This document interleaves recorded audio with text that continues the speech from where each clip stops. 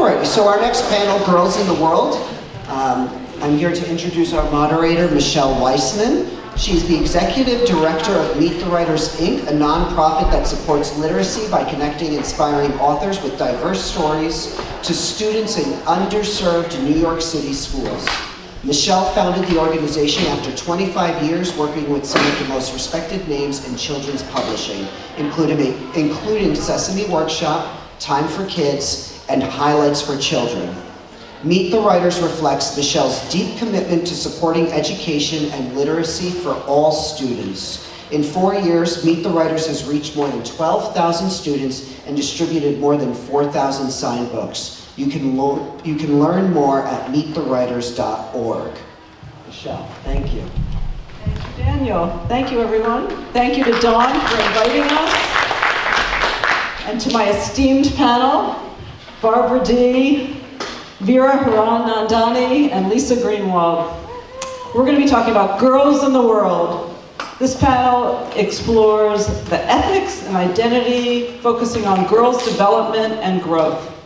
I'm going to introduce each of the authors, and then they're going to introduce their work, and then we'll take some questions. Barbara D. has always been an avid reader and writer. She studied English at Yale, taught high school English, and even went to law school and became a lawyer.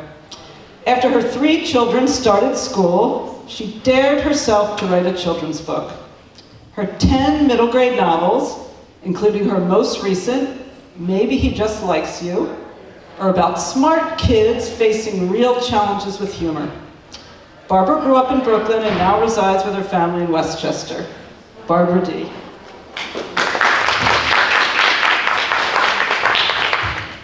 Veera Hiranandani is the award-winning author of The Night Diary, The Whole Story of Half a Girl, and the Phoebe G. Green chapter book series. Raised in Connecticut by a Jewish-American mother and Hindu father, Veera credits coming from 2 cultures as influential on her work. She earned her MFA in fiction writing at Sarah Lawrence College. A former book editor at Simon & Schuster, she now teaches creative writing at Sarah Lawrence College's Writing Institute and is working on her next novel. Veera lives with her family in a town on the Hudson.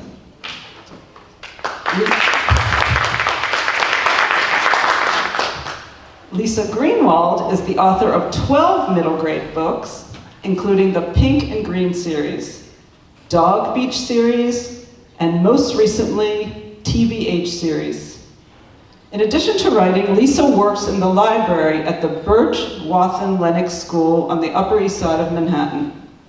She loves talking to kids about books. She is a graduate of the New School's MFA program in writing for children. Lisa grew up in Connecticut and Long Island and now lives with her family in Brooklyn.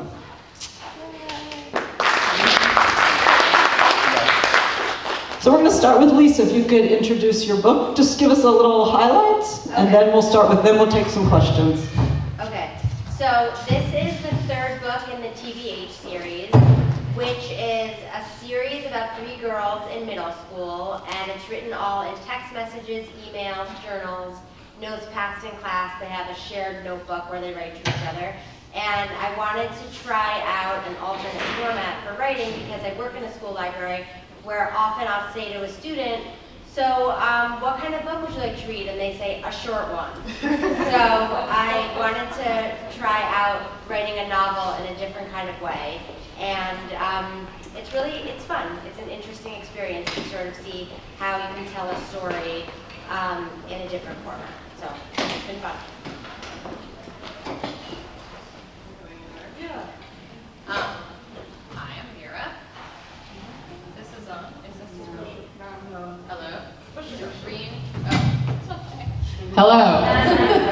I'm Veera, and The Night Diary is my most recent novel, and it's about a 12-year-old girl named Nisha who has to leave her home during the partition of India in 1947, when India split into 2 countries, Pakistan and India, and at the same time became independent from British rule. And she writes a diary to her mother, who's no longer living, to sort of talk about how she has to leave her home and become a refugee and sort of what happens to her family during her journey. And it's loosely based on some of my own father's experiences, who also had to leave his home during the partition. So I grew up in Connecticut, actually hearing those stories and sort of wondering why I didn't hear anybody talk about that period of history around me. So, so I decided to write a book about it. Hi. I'm Barbara D. My 10th novel, Maybe He Just Likes You, came out this week on October 1st. This is the first Me Too middle grade novel that there is. And it is about a 7th grade girl named Mila who plays trumpet in the band, has a nice group of friends, and has a problem, which is that all of a sudden boys are paying attention to her in a way that she finds uncomfortable. They are hugging her when she doesn't want to be hugged. They are touching her clothing. They are sitting too close to her on the bus. They're making comments. And when she tells them to knock it off, they just sort of laugh and say, oh, you're being too sensitive. It's just a joke. We don't mean anything by it.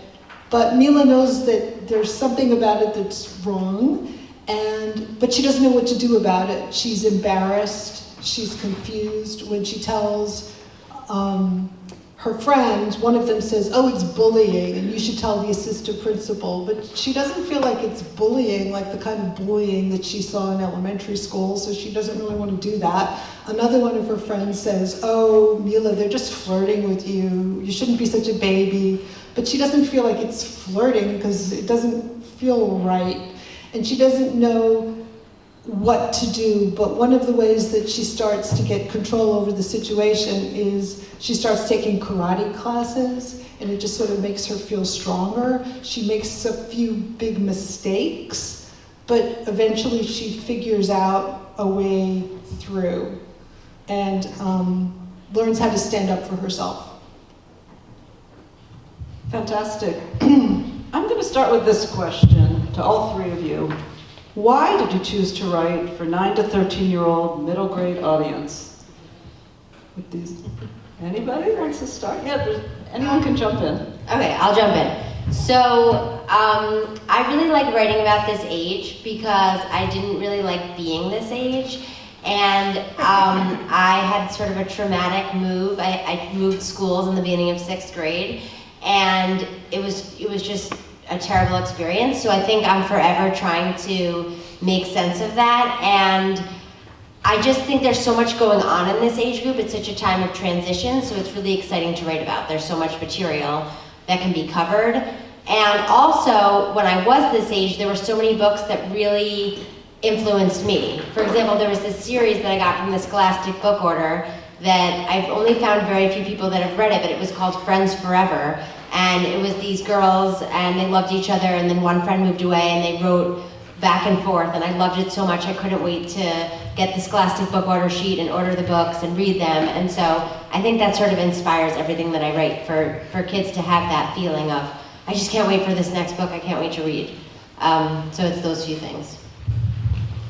Yeah, I feel like I tend to write for this age group because I also changed schools during that time, and I think if you whatever is maybe the harder part of your childhood, you tend to remember that more clearly. And so I was sort of lonely in my new school, and I really turned to books to kind of they were my friends for a while. So I think that's why I've written for other age groups, but primarily a middle grade author. And then so thinking about, the partition of India, there are a lot of kind of nonfiction history books for adults. But for me, when I was growing up, that was really the time where I started becoming more curious about this family history, and, thinking about other kids now who have family connections to this history, wanting them to be able to sort of see their family history in a book, and then for kids who don't know anything about it,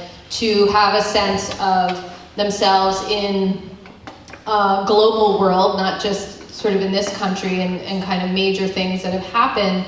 But also when I was in middle school, I wasn't the best history student. I was actually really, really intimidated about writing a historical novel and blending fact with fiction, and could I do that? Because when I was growing up, I needed a story to pay attention to all those names and dates. Otherwise, it would just kind of go over my head. I was sort of a dreamy, creative kid who didn't always pay attention what I was supposed to be paying attention to. So I just felt like the way to sort of communicate history is really through stories, because that's what we hold inside ourselves. We're all just, each one of us is a story. So I wanted to just explore what an ordinary family going through an extraordinary time would feel, just sort of the regular feelings that you might feel, because it's hard for a lot of us to imagine, what if one day you had to pack a bag and just lose your home and your community and take a journey and hope you made it somewhere safely. It's kind of hard to imagine for many people. So I wanted to try to imagine that for this age group. I'm really interested in telling stories that I feel haven't been told before, and I'm really interested in kids who are too old for a lot of the books in the children's section, but aren't really ready for YA books. And I think that that's sort of an underserved portion of our readership. You're nodding. So I'm trying to write books that are innocent in a certain sense, but also treat kids with respect and acknowledge that they're going through things that maybe we haven't addressed before, like sexual harassment in middle school. I mean, there really isn't another book I can think of that is about this, but it's something that really happens to girls when they hit those middle grade years. So I think if you address that in a book, it can spark conversation. It can be a safe way to have the conversation, because you don't have to even be talking about yourself. You can talk about the characters in a book. Yeah, you're nodding. Yeah. So, yeah. I think Barbara started to touch on this, and maybe we could go even a little deeper. So 3 female authors writing about young female protagonists. How do you think your book has empowered girls? If anyone wants to take that one. Well, I think, Nisha isn't really, well, she's very shy, and she is really afraid to speak to anybody outside of her family. And I think I was a shy kid. My daughter is a shy kid. Whenever I go into schools and I ask, does anybody have any questions? And I see, a bunch of kids raise their hands. I just think, wow, that's so brave, because I was never the kid who raised my hand and would ask an author a question. So I really respect what that takes, and I also really understand when you are somebody who just could never raise your hand and ask an author, even though maybe you desperately want to. And so that's really this, who Nisha is, of going through her world in this very quiet, public way. And she writes a diary. Diaries can be really empowering to really explore all the questions and thoughts and things you're afraid to say out loud. And so her journey isn't so much, they go through a tremendous amount. It's not like she starts out quiet and by the end of the book she's shooting her hand up in her class. And sometimes these changes we make, even small changes, are really difficult, and it's more just like her pointing in a direction that will be better for her, and how much that kind of takes from her. Because I think sometimes we expect, because of movies and books, that you're supposed to make these huge changes in like one school year, and real life isn't like that. So her change is gradual, but it's hard and it's empowering. So I hope that a student or a kid could read that and understand that those little changes can be really triumphant. I think, so in the second book of this series, a student moves to the town and he's sort of, he experiences racial bullying and the kids sort of stand up and put a stop to it and things like that. So I think that in a lot of my books, I like to have characters that sort of make a change, but in a small way. They're not, running for office or anything or doing something so extreme, but they make these changes in very small ways that impact their community. So I like to write about characters that do want to take a stand and make a difference. I think sometimes we think of empowering yourself in a physical way, like getting stronger physically. This character does become stronger physically because she takes karate, but she also learns how to assert herself with her voice, with her body. There are like specific things she actually learns how to do in the course of the book, but she also learns how to ask for help. At the beginning of the book, when this stuff was starting to happen to her, she didn't know how to communicate even to her friends, even to adults who were in a position to help her. And over the course of the book, she learns how to get help. And, that's empowering too.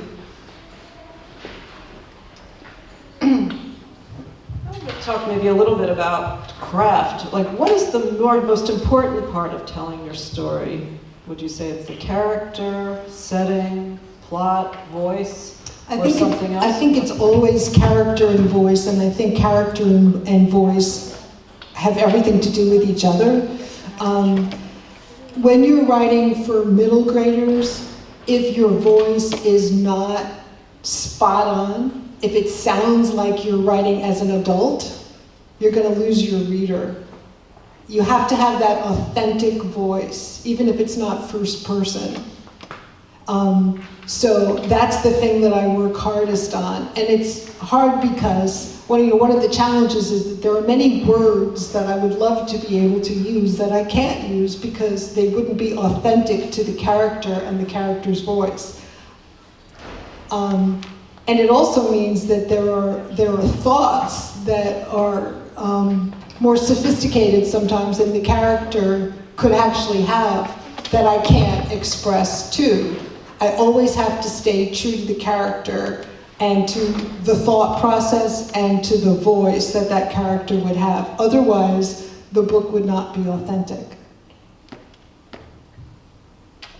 Anybody else want to talk about it?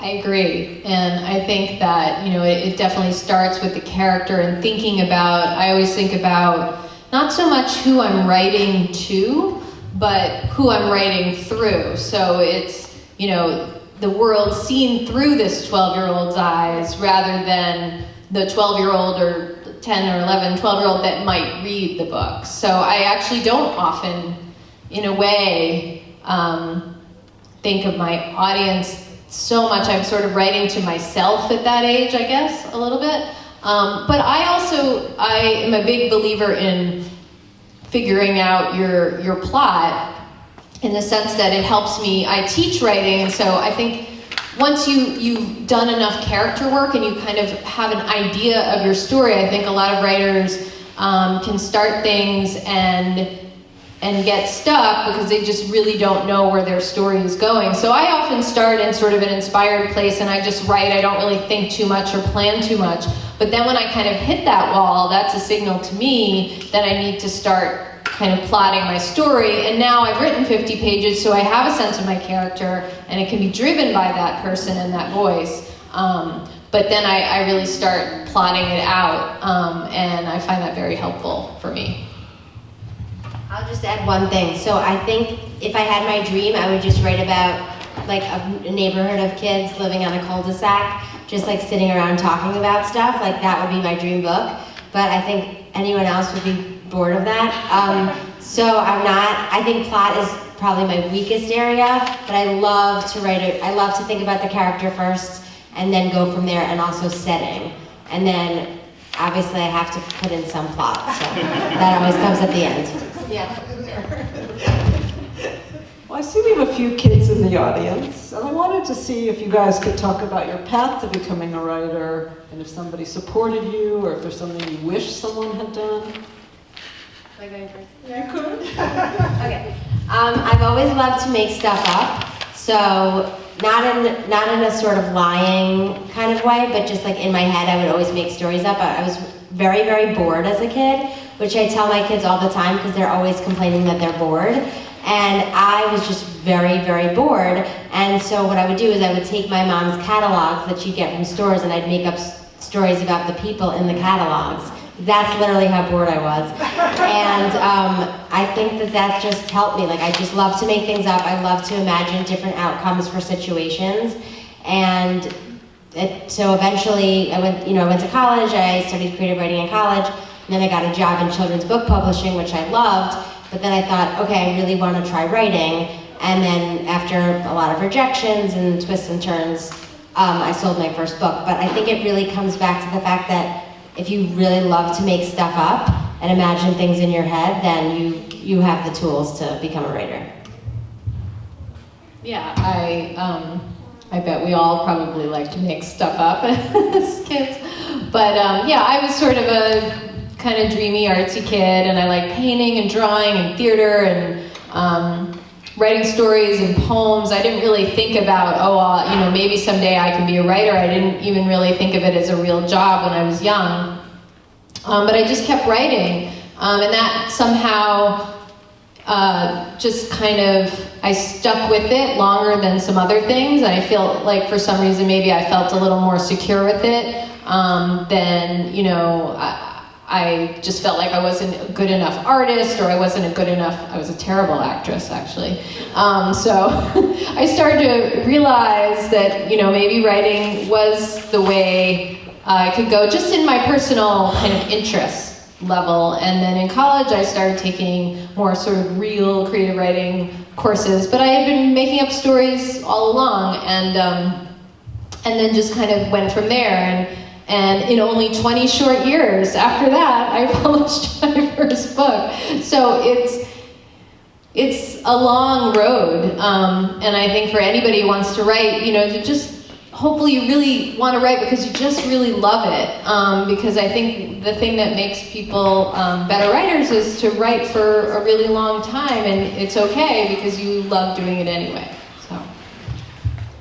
I wrote my first book when I was 5, and I still have it. It's called Mitchell Collapse, and it was about a boy who has a robot who eats Spanish rice and smokes a pipe. And I illustrated it, and it's just jaw-dropping. It's amazing. And I always told people when they asked, what do you want to be when you grow up? I always said, I want to be an authoress, because I had this idea that an authoress was what a girl was supposed to be, as opposed to an author. And when I always wrote, I always kept a journal, and I wrote every day. And when I went to college, I was an English major, and I took a few creative writing classes, mostly in poetry. When I graduated from college, I was a teacher, an English teacher for a few years, and then I went to law school, of all things. And I practiced law for 2 years after law school, and thought, oh, this is really not for me at all. And coincidentally, I got pregnant, so I was able to actually be a stay-at-home mom and not deal with being a lawyer.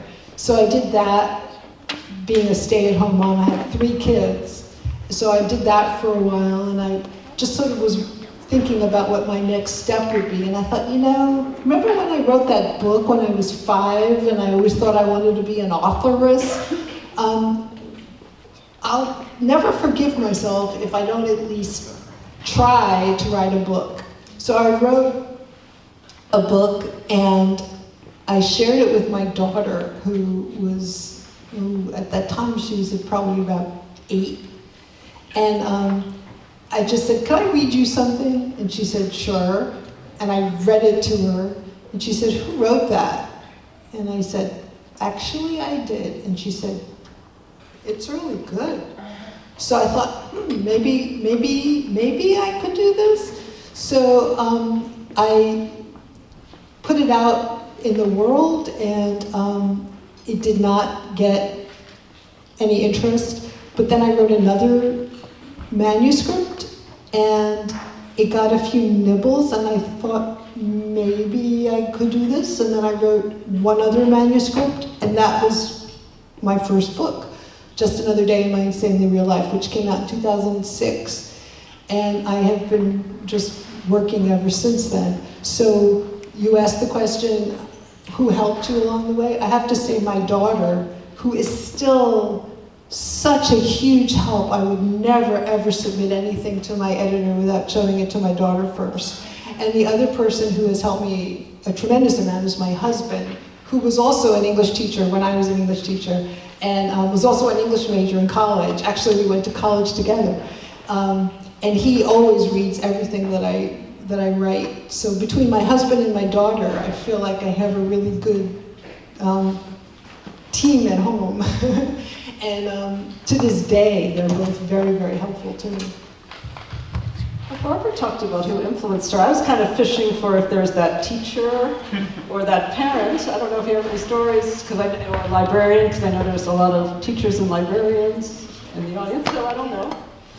Well, I had a teacher as a young adult. I had teachers along the way who, I think just a lot of teachers would say that they just liked when I got a chance to write something creative. I got really excited, and then I usually would get good feedback. So I just had a positive sense of that, like, part of my identity. And but then I had a teacher when I was in my graduate program for fiction writing. I ended up doing that after working in a law firm for a year after college, and a corporate law firm in New York City, and I was like terrified and went straight back into graduate school. And I had a teacher, so I wrote a story somewhat about my own background. I have a Jewish mother who was born here, and my father was born in India and came here and met my mom in the 60s, and he's Hindu. And so, I grew up in Connecticut with these kind of navigating these multiple identities and thinking a lot about it. And when I switched schools from a very small private school to a very big public school, suddenly my name and my background became a big deal, and it wasn't in the school where there were like 10 kids in my class and everybody knew each other for years so well. And then it suddenly became an issue, which is what my first book, The Whole Story of Half a Girl, is about. And but I wrote a short story kind of playing out some of these identity things, and I had it was what I applied with in graduate school. And then the teacher, I wrote another story my first story in graduate school was about adults that were a lot older than I was, and not really connected to anything I really knew. And I was just kind of experimenting, which was fine. And he said, I like some of these parts of this story, but it feels sort of disconnected to you. Where's the story that you applied with? What's that material? I think that should be the material that you're writing about. And I remember thinking, like, you can't tell me what to write about, and I don't have to write about my identity, and like, who are you to tell me that? And I remember, and those are valid feelings, right? Because, we all are just driven by what we need to express for whatever reason, but turns out he was right. And when I started going back to some of those feelings and kind of real experiences and then branching off from there, my writing was improved. So I really thank him for that. Yeah, I think it was definitely that I was not very good at math or science, and so the English teachers would always, that was where I would excel, and that was where I felt most comfortable. And so I definitely owe a lot to the English teachers along the way who said, hey, your writing's very good, and it made me feel confident that I was good in that area, because math and science, not so great. I'm going to ask one more question, and so in the audience, think about the questions you want to ask these authors. I feel like this is a bonus since we're all here. What are you working on next? My next book is called My Life in the Fish Tank. And it's about a 7th grade girl whose family is thrown into chaos because her older brother, who is in college, has been diagnosed with bipolar disorder, and he's done something that the family is trying to deal with. And the title, My Life in the Fish Tank, is about that feeling that you have when you're in middle school of being on display for everybody. The girl is not supposed to talk about her brother, and she feels like her whole family is sort of on display, and she's grappling with that feeling of, well, why can't we talk about what's going on in our family? Why do we have to keep it a secret? She also, the image of the fish tank is also that feeling of being contained, trapped in a small space. So it's got those two messages, and it's about how, you know, some families go through mental health crises and how we deal with it, how we come out the other end of it. And it's a book that I think may be my best book, and it is different for me because it's written in a different kind of way. A lot of it is just like a regular book, but some chapters are also plays, and some chapters are poems, and there are a lot of flashbacks. So it's different from anything I've written before. There's a lot of humor in it too. I'm working on another middle grade that'll come out in a little over a year, and the title is To Come. It keeps changing, but I'll figure that out soon. And it's another sort of aspect. So the Night Diary was, you know, influenced by some of my father's stories growing up, and my first book, The Whole Story of Half a Girl, was very much based on my experiences growing up. And so this is looking at, my parents got married in 1968, and when they got married, both of their families were not happy about their marriage. And my mother's family hoped she'd marry somebody Jewish, and my father's family hoped he'd marry somebody Hindu. And they had to kind of figure it out. And then by the time my sister and I came along, everybody had figured it out, and everybody evolved, and it was okay, but it was very dramatic in the beginning. And my parents were really brave enough to kind of elope and say, you know, we love each other and this is what we want to do. And then everybody luckily came on board after they did that.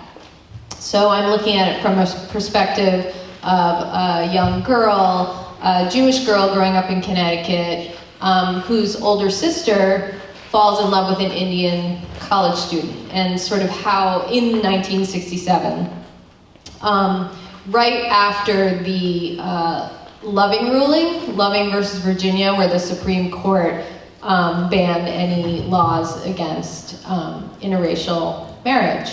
And so I think of that, my parents getting married in 1968 in Connecticut, even though Connecticut wasn't one of the states that banned interracial marriage. It's just, they were in another state a year before, their marriage would have possibly been illegal. And it's just sort of staggering to think about, and yet we're still dealing with so many of these issues. So that's what I'm writing about now. The long answer. It sounds really great. I'm working on the 4th book in the Friendship List series, and it's called 13 3/4. And Ari and Kaylin are the two main characters in that series, and this is the first time that they're apart for the summer. They're each at different sleepaway camps, so they have to complete the items on their lists apart, and they write letters to each other. So I wrote a draft of that over the summer, and now I'm waiting on notes from my editor, so that's it. So now I'm going to open it up to questions in the audience. Is anybody, young or old?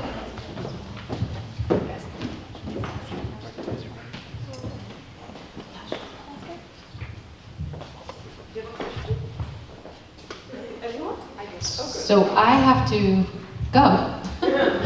I'm sorry. I will be at my table signing books, so if anybody has some questions that didn't get answered, come on by. And thank you to everyone. So I'm a librarian here in town, and I had read Barbara's blog the other day about using the delete key. Can you talk a little bit about that? Thank you, Teresa. That's so nice that you read that. I wrote a little post about how my favorite key on the keyboard is the delete key, and how when you're writing, you shouldn't be afraid to hit the delete key and cross things out or erase things, because sometimes when you're unwriting, you're actually doing the best writing. By that I mean taking words out, taking even a whole scene out that you thought was so great, sometimes can make your writing better, because not everything you write has to be in service of the whole book. So if you have a scene in your story or a scene in your book that doesn't push the action along or show something new about the character, or surprise the author, the reader in some way, then maybe you should take it out. And you shouldn't be afraid to take things out. You shouldn't be afraid to take out unnecessary words. You shouldn't be afraid to take out characters who, aren't doing something for the plot. It's okay. And even if you end the day with a blank page, that's okay too, because it can make your writing better to take things out. So a long time ago, I would think, if I'm deleting, that means that I'm not being productive. And now I understand that sometimes deleting things is the most productive writing you can do. Anyone else? Yes. Okay, so you guys know how you said that you always think of the character first? Well, you know how when maybe he just likes you, she likes to do play the trumpet and do karate. Does that come from the beginning, or does that just come along when you start writing? I always thought of Mila as playing the trumpet because I wanted her to have a way of being loud, but that still wasn't communicating.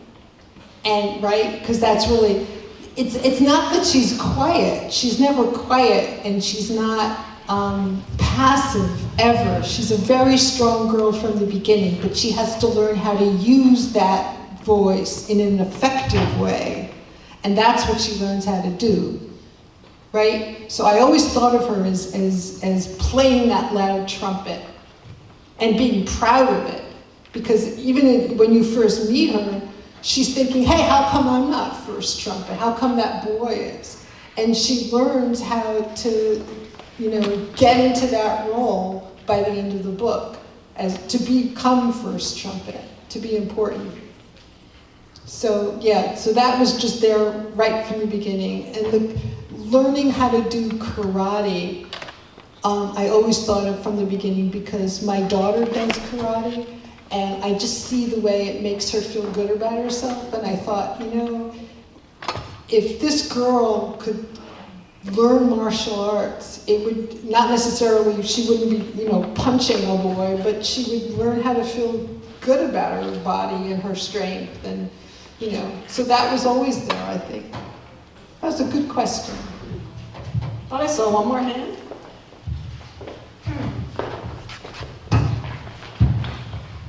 What book that you wrote made a difference in your life the most?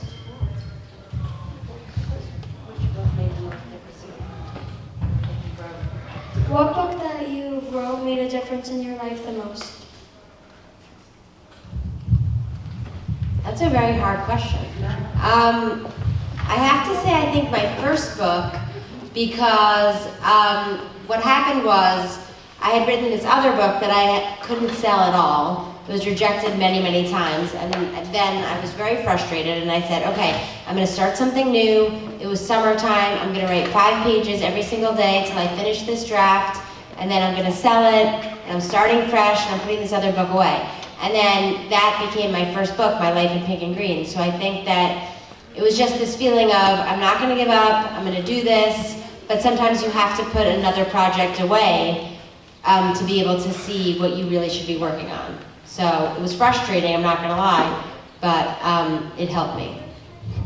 For me, the book that made the most difference, I think, was Star-Crossed, which was my 7th book. I've written books that I was proud of, but